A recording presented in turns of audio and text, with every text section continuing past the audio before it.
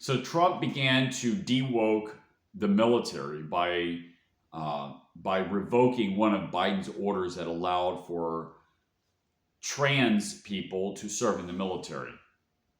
This is just a start. This is just the tip of the iceberg of what needs to happen. The military seriously needs to be reformed. Now, I'm not an expert in the military, but I know a little bit because I study history.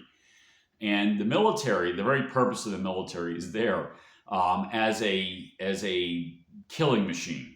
It's there to serve the purpose of politics by forceful means.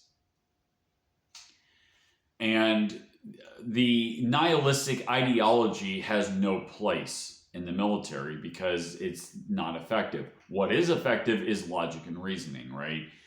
Studying history is effective in formulating military doctrine, obviously. Personal experience. So people that have been through the military, that have experienced combat firsthand, knows a whole lot more about how the military ought to run than some bureaucrat in DC that has a special interest of some nihilistic agenda. So this is just a start. I'll put a link in the description below the article that I'm referring to. But there's a lot more that needs to be done. There's a lot of waste in the military. The Pentagon just recently, quote unquote, found $2 billion that was supposed to be for Ukraine. They just misplaced it. There's a lot of corruption. There is a lot of either that or mismanagement, probably a combination of both. And you got to remember, we have military personnel that have political agendas that are around Trump.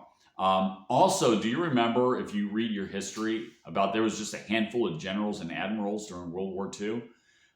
There wasn't a whole bunch of generals. I mean, you look at a picture in the Oval Office today, or I say anytime recently in the last 10 years, you'll see the president, you see a whole room full of generals. Is that necessary? We're not at war. This is not necessary. In fact, the military is smaller now than it was during World War II. The military is probably going to shrink too, just by the fact of demographics. Gen Z is a very small generation. The military ought to be recruiting young men that are smart, but also are hardworking and have the desire to want to be aggressive, to channel that aggression in a meaningful way. That is who the military needs to recruit. You don't need to recruit women. You don't need to recruit people who are so nihilistic that they don't know what gender they are.